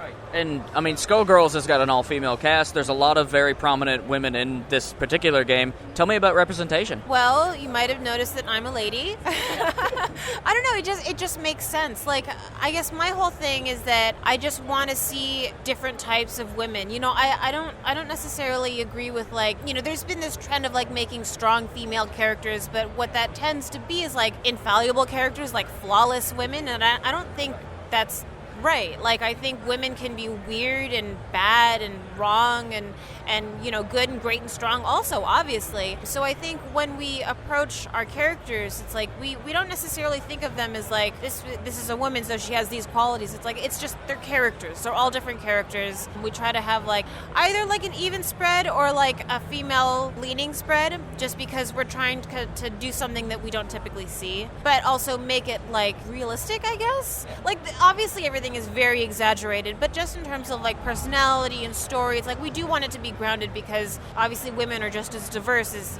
any other gender. Tell me a little bit about all the different character design, because I noticed there's some very unique characters that were conversational pieces or just kind of parts of the background. There's a lot of character design in this. Yeah. So there's a couple different parts to the character designs. Obviously we have your playable characters, which were designed by our team, but then all the characters you see in the backgrounds, the ones that speak, most of the ones that speak are actually contributions from our Indiegogo backers. Oh, okay. So if you backed our game at a certain tier, back when we did our crowdfunding campaign in 2015, then you got to have your character featured in the game. So all those background characters that speak are like our interpretations of the designs they submitted, and then they get like a little speaking line. So a lot of those, like every level has a few NPCs that aren't backer characters, but most of them are. Very cool. Now, I noticed that some characters are definitely in, like, your core RPG party, but some of them were based more on abilities. They would kind of come out for the sprint. Are there two different sets of playable characters, or can you, like, take the sprinting character and put her in the RPG team? Do you mean just, like, the character you were traversing with? Yes. So that's our main character, Ajna, and she's the one that you're going to follow the whole story through.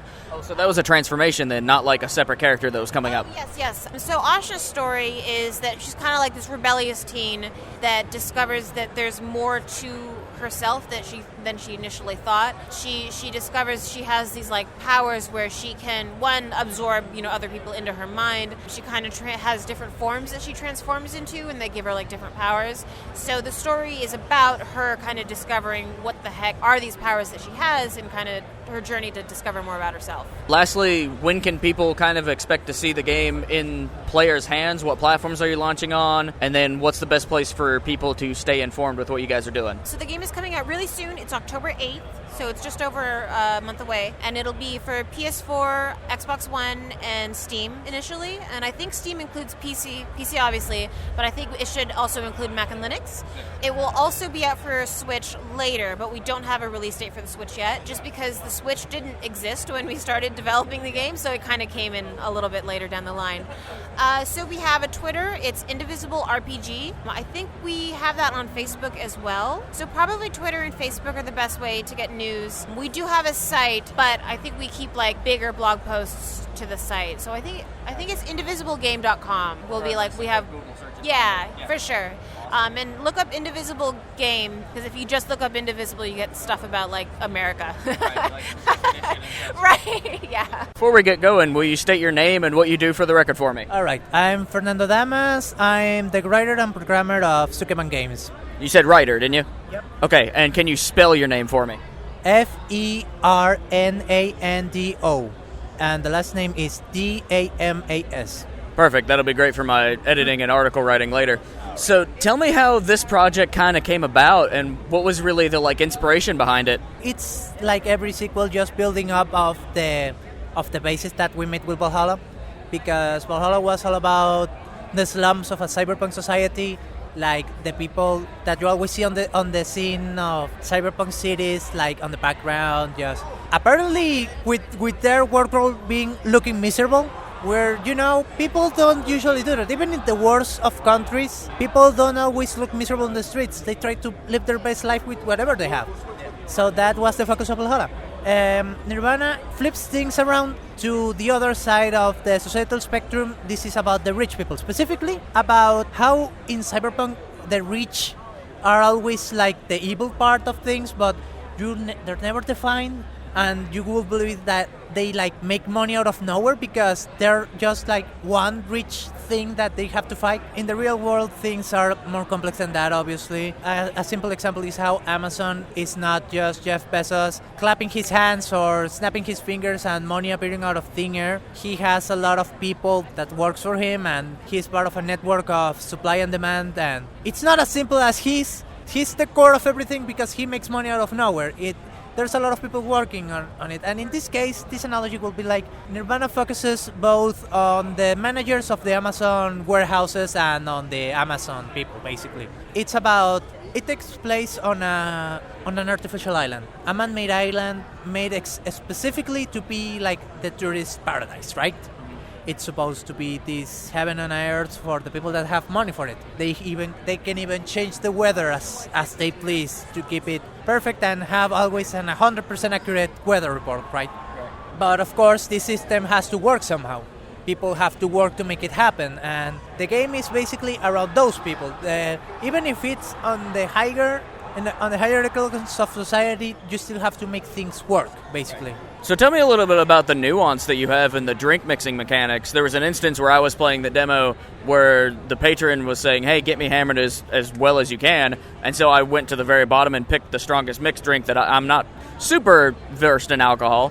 But what sort of differences can kind of come about based on what's being served? Well, we have more, compared to Valhalla especially, we have more elements that go into what composes a drink. Because in Valhalla, it was based all around the recipe. So you have these amounts of recipes and the game checked for that recipe or another recipe or a completely different recipe, right? Here we have more elements going on, so the game can check for ingredients, for the properties of those ingredients, for recipes that already exist. But you can also, for example, if someone asks for something fruity and sweet, but there's no cocktail that has that, you can just give them a glass of orange juice with a bit of grenadine. That's fruity and it's sweet, and it's gonna be out of the recipe, but the game is gonna know everything about that. So we really want to explore that sort of puzzle element of clients asking for specific things or things with certain things, like maybe someone doesn't know what they want, but they want a specific sort of drink. You have the tool set to make that happen. What sort of repay elements are in place? Because I know a game like this, there's a lot of trial and error, so you got to kind of like learn through experimentation. What sort of things are you doing to enable people to like jump into various scenes or replay story segments or start over fresh? The first part is that each client, so to speak, is a mission. So, for example, this demo, you serve Olivia. In the final game, this section of Olivia's story is going to be its own section, its own mission. So that if you want to replay that part of the story or see what Elsie can say if you serve him different things, it's as easy as just going to the chapter selection and selecting that mission specifically. That way we can add a lot more branching because we don't have to worry about things like carrying over. Because the problem when you're making branching is that if you add 5 results, then you have to make sure those results also reflect later, and then you have 5 variations that aren't going to end up with their own results and they start piling up quickly. But if we keep things more contained, then we have the freedom to have stuff that's like more varied, more results, making a game of a lot of experimentation, a lot of variety without the consequence of then you have to replay the whole game again to get to this section. So that's what we're doing. We're containing everything in little chunks of story. Now, if I'm not mistaken, Valhalla was physically created through Limited Run, wasn't it? Yes. What are your thoughts on having your game in a physical representation and then having that like collector's edition that they did? It's more a service to the fans, really. Yeah. Because especially in the model of limited runs, it's like any sale that we might see is limited, and everyone that's gonna play the game, it's basically gonna double dip. So I don't have anything against them. I myself buy a lot of them, but as far as marketing goes, there are better ways than making physical runs if you want the voice out for your game, because physical runs are usually for people that are already sold on the game and will have bought it in any other format. But do you appreciate the fact that your game is now like in the world in the physical space, or does that not necessarily matter to you? I appreciate it a lot. Yeah. Especially, mostly because of the fans, because being someone that plays a lot of games, I do like to carry some physical versions myself, to just like have them there. So it's like I really appreciate physical versions of games. Yeah. They might not be strictly necessary, but if they're possible, might as well, you know? Right. That's how I feel, because I was recently a part of this project called the SNES Omnibus, which is a giant collection of all these different writers, spearheaded by Brett Weiss, who did most of the writing and, you know, all the like asset creation and all that. And so it was just wild to me to hold something that I was a part of in physical form in my hands, and I can share this with people, I can put it on my shelf. It's even wilder because in Japan they actually have a proper store release. So it's one thing to have a physical version of a game through a limited run sort of model, but it's completely wild to just go to any store. Even today, after the game is past its lunchtime, I go to game stores, and if I check for the Switch and PS4 versions, and even the Vita versions, I can still find copies of the game, and it's kind of weird. I get this urge of buying it, but I have to remember myself, I already have like 3 copies that the company gave me, so I don't need them. Right, yeah. But I kind of want to get them. I would definitely feel the same way. That's definitely really cool. Is there any other closing thoughts that you have for our listeners and readers? The only thing, Especially for somebody that hasn't played like a visual novel style game like Nirvana or Valhalla. if you don't like if you are not sold on visual novels, then I'd argue that with Valhalla and Nirvana you have a safer bet, if only because I myself, I love visual novels, but I am also very critical of the medium. Right. So Valhalla and Nirvana are made on the mindset of someone that loves the medium, but also has lots of complaints about the format and how it's evolved over the years. And I think I've seen that actually happen, like people that say like, I don't like visual novels, but I like this game. Yeah. And I think it's part of that I make the game as someone who loves the medium on a core principle, right? Like, I love the reading, I love the way, the flow of the game, and how there are some stories that you can only tell in this format effectively. But I'm also critical of enough stuff that I think I can cut the fat that some people feel with the genre. At least that's why I feel that in the end, each person is gonna have a different opinion. Some might like it because of those changes, some might hate it because of the changes. to some, those changes might not be enough to sell them of the year, but that's where I come from at least. Gotcha. And then lastly, when can people get their hands on Nirvana? So the game is planned for next year, but we're planning to have a public demo of sorts for it's not really a promise, more of a goal to have that done by the end of this year. Before the year ends, have a public demo that people can download, and that will tide them over until the game comes out. Cool. And then lastly, what's the best way for people to like keep track of any sort of updates you might have, or the tracking the development? Like, what's the best way to people to keep informed? The best place on Twitter on at Suckerban Games, SUKEBANGAMES. We post a lot there, and if there's any news of anything we're doing, that's the first place where it always pops up. We do have a blog, but that one is less about announcements and more about us spouting thoughts about the game, so that's less of a place for updates, really. Alrighty, guys, so will you state your name and what you do for the record? Tim Hartman from Retrotainment Games, part of the development team. My name's Greg Caldwell, also part of Retrotainment Games. Can you spell your last name, Greg? Caldwell, Caldwell. So, guys, tell me what the reaction is to PAX. You guys recently announced the Switch version of Haunted 86 is on the way. Is 85 available on the Switch or just 86? Just 86 at first. Okay, gotcha. But yeah, it's been very well received. We've been humbled by the overwhelming positive reaction we've gotten. You know, people love to buy our cartridges, but now they're going to have a new way to play our game, and really stoked about it. What has the reaction been here at PAX?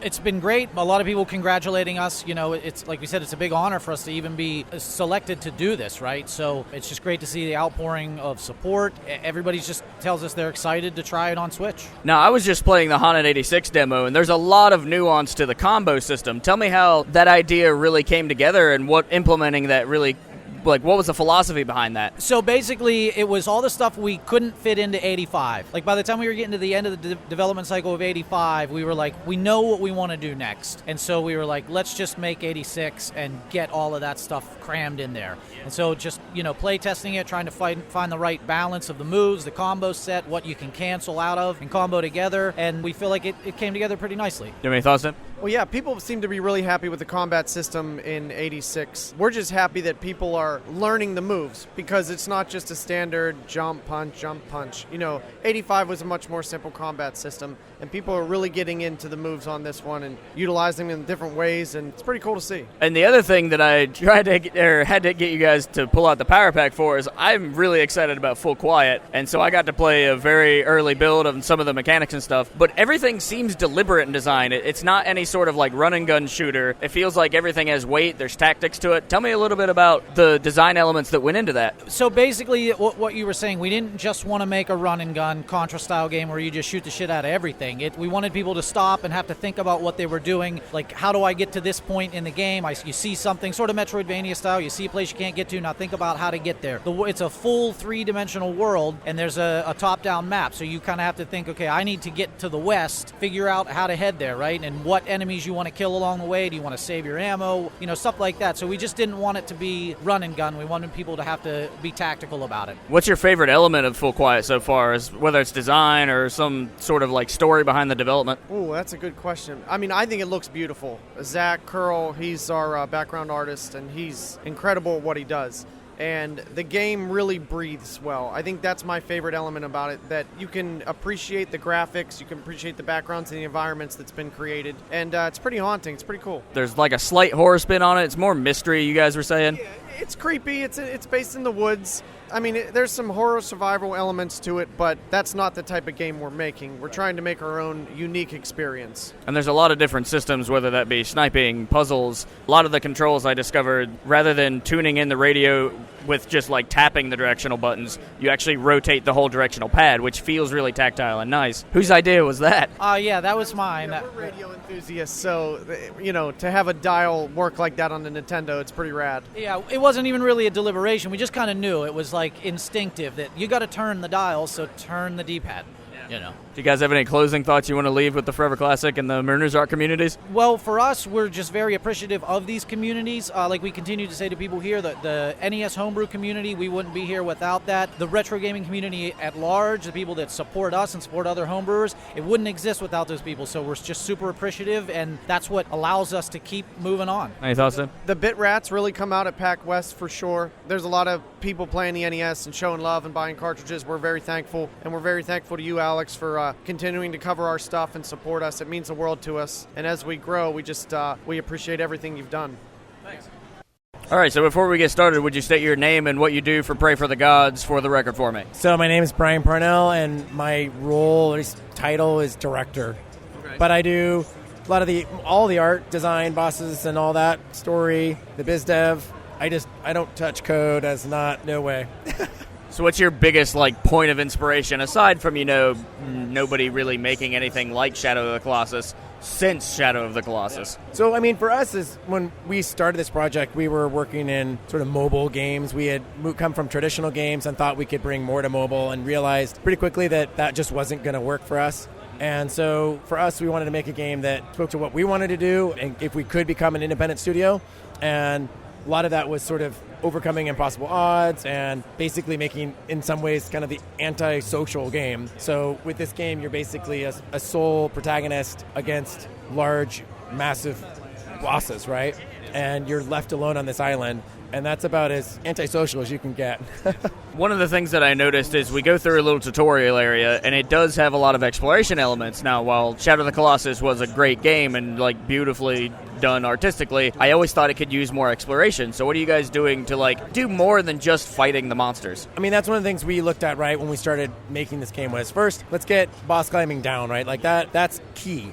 But we also looked at the open world, and it had been well over close to 10 years, I think, or about that point, and open world games had come pretty far. And so we actually were inspired by games like DayZ at the time, and since then, obviously, we've been inspired by more games, but we really wanted to create the sense of tension and dread, but as well the sense of atmosphere that we found even in DayZ. I know it sounds weird, but I really felt a sense of place in that world. So what we wanted to do is create a sense of exploration and constant discovery within the game. So by building the world where you're kind of coming around corners and things and seeing new crazy points of interest that draw and lead you there. Part of that is going into caves, there's puzzles that unlock outfits, but there's also weird lore, paintings, the stuff for you to interpret and try to figure out what's going on. One of the things that I really enjoyed about Shadow of the Colossus was once you beat it, you got speedrun options and boss rush modes. Are you guys thinking about including any of that? Oh yeah, that's one of the reasons why we're in early access. So we hit our 5 boss, that's when we did our Kickstarter, was we're going to do 5 bosses. We had stretch goals for 3, which we didn't hit, and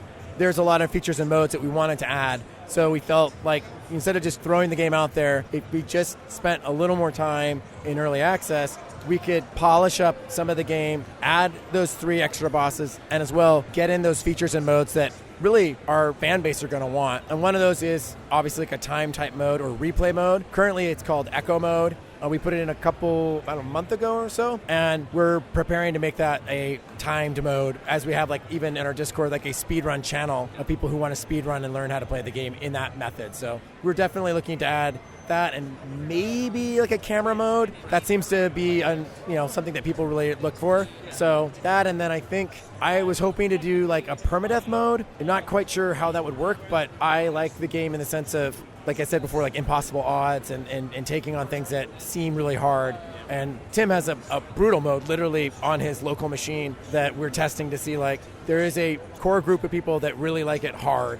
And so, although permadeath may be acceptable on something you would checkbox on easy, you checkbox on normal, because we don't want to make it as accessible to everybody. But yeah, those are some of the modes we're considering. Now there are some some survival elements. You have heat. There's I think a food meter. Yep. And including the accessibility, is there a way you can turn those off if you're not really into that type of play? So, that's something that we go back and forth with. If we turn off cold in a game where it's all about cold, we feel like that's actually doing a disservice to the game and to the player. But we are, at least listening to our player base in the sense that, survival is, for us, isn't a bad thing. And the way we look at it is we looked at easy, normal, hard, and legendary, and in our feedback that we were getting from players, hard and legendary wanted more. They were literally telling us, this is awesome, we love it. Really normal and easy were kind of I'm not crazy about this, it's frustrating. And so we looked at look, it's just that if we shift this to be more of a boost option and not something that's detrimental to the player, it's totally in their wheelhouse to eat if they want or not. Food does not kill you. You will not die from starving in this game. Even in hard modes, it doesn't work that way. Our food is literally a boost system for stamina. So the more you eat, the faster your stamina regenerates. There's like a base rate for your stamina. Yeah, and that base rate is actually pretty good in normal and easy, and in hard and legendary, it will actually slow. And so obviously people who play hard and legendary actually enjoy that. And so we looked at that, and the minute we implemented that and made that tweak, our in-game feedback was like, love it, best game ever, awesome, oh my god. And we're like, okay. And it was mostly people playing normal, who I think just want that experience to be a little less tense or a little less. They feel like they don't want to manage it. And it's like, it's not detrimental. It's literally, if you've decided to want to hunt something and cook it, it's in your best interest. We also have just health potions that if someone doesn't like a health potion, I don't know what to tell you. Like, that's a game thing. But even on the bosses, though, when you finish those sigils, basically it gives you back heat, it gives you back health, and it will keep you going as long as you're progressing on the boss. So if you don't bring any items, but you're able to be successful on the boss, you will regain and be able to stay in the fight longer. Now, I did see a lot of different weapon options and tool options. What role does things like the swords, the bows, what all does that kind of play in the gameplay? Because you're not stabbing, you're using the sigils on all the bosses, right? Yeah, so for swords, and the way I came at the game originally was I wanted you to start with nothing and be able to finish with nothing. So the idea, like I said, impossible odds. Like, how do you take this thing on without any weapon, right? And by that theory, if you have a sword and we have consumable weapons, right? Metal gets weak and cold, right? So, like, swords break. You can repair them, but the idea is really swords are there to help you against the minions that are within the world and the mini-bosses and stuff. However, bow and arrows and grapple hooks and swords can help you on these bosses by maybe revealing ways to get onto them and also help you in that. But we didn't want you stabbing the heels and the toes of these bosses, because that's what you'd be doing. And it just seemed to be conflicting with sort of the gameplay we were trying to present. And then you guys are looking at hopefully like Q2 of 2020 for PS4 and Xbox One and full PC release? Honestly, I'm looking forward to having the game be putting our best foot forward with the game. I mean, I think for us, we were really excited to get the game just out at first. Being in beta was cool, getting feedback, but being in early access has been phenomenal for us to get even more feedback. There's a lot of people waiting for this game that were backers for console, and they've been incredibly patient, and we really want to make sure that when they get it, they get the best that we can give them. And for us, as a small team, we're able to do that. We don't have a huge overhead. We can run pretty lean and mean. And because of that, what I want to do is basically give them what I really wanted in the Kickstarter was, the 8 bosses, big ending, as many features as we can get. And so we feel like by Q2 2020, like that will be there. I mean, we're already running on PS4. We have it. We're just getting the frame rates. And the cool thing is optimizing it for consoles while we're in PC. Our mid-spec and low-spec PC gamers are getting huge boosts in optimization. So, it's really a win-win. Do you have any other closing thoughts for either of my communities? We do a lot of like retro things, spiritual revivals, deep developer dives, and then what are some of the ways that people can really continue that interaction? Because it sounds to me like if you want to really like fine-tune it and provide feedback, the early access still is a good option. Yeah, I would say like for anybody that's ever wanted to be a part of a game like this instead of just be a consumer of it, early access is going to be a great way for them to join, or they can just jump into our Discord if they want. I mean, we have our social channels, but our Discord, we're in there every day, so that's discord.gg/prayforthegods. But, I mean, early access, we do have a button within the game that you can click and say in-game give feedback and say, hey, this is a bug, or this is just feedback, and you can say, I love it, or you can say, I hate it, and it just takes a screenshot of what we see, so if it's a bug, we can at least see what it is, and a save file so we know where you were when it happened, and that's about it. So for us, we just scroll through that, and that helps us sort of prioritize our backlog of tasks that we want to do, and in some ways it helps us think and rethink current designs that we're working on. And we're back. Hope you guys enjoyed those interviews, and be sure again to listen to both the ARGcast and the Forever Classic podcast in order to get all the interviews there. We definitely have a lot there for you. You'll have exclusive content on either side. Even if it's the same interview, you could get a slightly different perspective. Different angle, different questions, all that stuff for sure. On top of that, you never know. We might have more interviews as well. We've got a ton from PAX. There's a lot of stuff. There's a lot of people we talked to. I mean, just that Avengers presentation alone was 20 minutes. So, wow, okay. That could be an episode in itself. I am am looking forward to editing that then. Oh, poor David. There's a bunch of it. Yep, I know exactly how you Life feel. is hard. It is hard, yes. So I guess we'll like end this with with all the games that we talked about before. Yeah. What is our game of show? So Alex, let's have you start off, then Robert, then me. Ooh, okay. So, I mean, I haven't made any final decisions as far as like the actual awards, both between Marooners Rock, which I'm here as the editor, and Forever Classic, which I'm here as the co-founder. But I think the one that surprised me the most is the audio only, The Veil. And in the AAA space, I'd gotta give it to Final Fantasy VII. It's just really hitting me emotionally. And I'm not the biggest Final Fantasy guy as far as like the 7th entry, but I love that series so much, and it just seems like they're really putting a lot of effort into making it really special. There's a lot of care being put into it and make sure that it is as quality of a game as possible. Yeah, so AAA, that's my game of show, just because I finally got to play it, and I missed E3. This is the only convention I'll probably hit this year. And The Veil, because it's just the most unique thing I've seen. Very cool. All right, Robert. Indie-wise, I don't know if Psychonauts 2 counts, but it looked amazing. So if I have to really pick a true indie, River City Girls or Shantae. Both great games from Way Forward. AAA, I'm going to lean toward Marvel's Avengers. It surprised me in terms of its combat. It surprised me in terms of its long-term... Its in-game content, if you will. They can't really call it that, but whatever. Oh, snap. They probably could, whatever. But, I mean, they have a lot stacked on it, and they showed me a lot of stuff this weekend that's kind of turned my confidence around on it. It's kind of cool. And like I said, we've got that in our interview section there, and I'll have more detailed impressions written up this week so you guys can read what I played. Yeah, there's a lot of written content coming from all of us. At least me and Robert. Yeah, for sure. Dave's going to be like, I'm just editing. Yeah, I got enough on my plate. So I'm excited to see that Avengers stuff, because What about I'm you, pretty David? critical so far. What was your favorite indie in AAA? Sure, yeah. So I guess if we're breaking it down that way, so with the indie, I mean, like it was certainly a bit of a tough choice. I was thinking about either River City Girls or Hades, because I do really love what both games offer. But I think I'm going to give the slight nod to River City Girls. Yeah, honestly, okay. I love the presentation to it. I love the fact that it has like the Japanese manga like cutscenes and all that. Yeah, the presentation's great. The presentation is so good. The humor is so good. All the little touches as far as like, people who are a fan of the Kunio-kun franchise, like everyone is going to like really appreciate that. Yeah, there's just a lot of personality to it. If you love the Scott Pilgrim game, I mean, this essentially feels like a spiritual successor to it. And that was already like a River City game unto itself. So it's just stacking on top of that. So it's just really awesome. Aside from games, what was your favorite moment of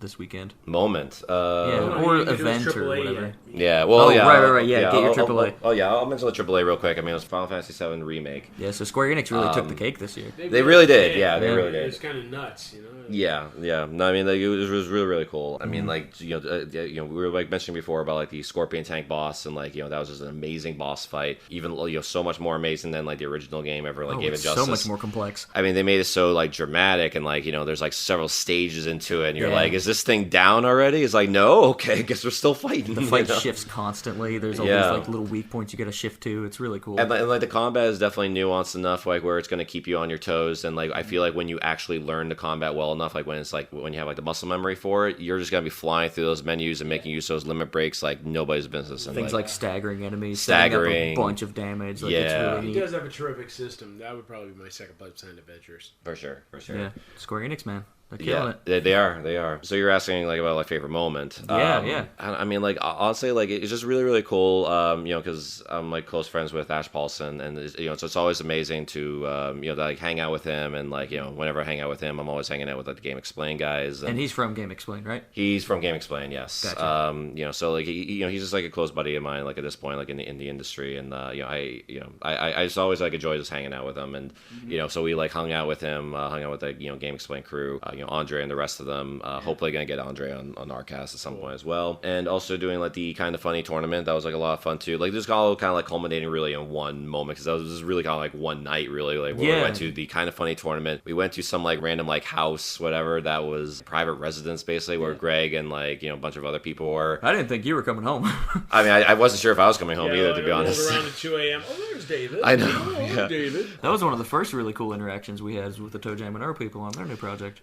Yeah, that's right. That's right. Yeah, it's gonna be interesting to talk more about Neighborhood Watch in the future there. Yeah. As far as my favorite moments, there was one that happened kind of on the floor, but kind of off, and that's when Gearbox announced that Bulletstorm's available for Nintendo Switch. That's your baby right there. My jam. I downloaded a 10 gig game off of really crappy loft Wi-Fi. Hey, you haven't lived in West Virginia, man. It did really well. Welcome to West Virginia. All that. And then there were a couple other things. I got to talk to David Eddings and shoot the breeze with him and do some jokes and stuff like that. It was always a good time. And then also, I went to this really interesting press conference. Tiny Build did a press conference at the Triple Door the very first night that we were in town, and they did a murder mystery. Last year, no, I'm serious. So it was weird, but it's hilarious. I was there. I know, but I'm surprised you didn't mention that as your favorite thing. Well, I mean, it's not gonna be my favorite thing, but it's the thing I was making fun of. Yeah. But seriously, we were sitting around just drinking Blue Hawaiis and everything like that. Okay, so this lady's just gonna sing Rehab out of nowhere instead of, I don't know, showing us that game from Tiny Build. Well, I tweeted out that I think we're watching an FMV game being recorded right now. I think the bizarre thing. Punked. Yeah, seriously, I thought so too, because we were sitting around the party and everything like that, and this woman's coming up to me, have you seen Jerry? I don't know where Jerry is. Jerry?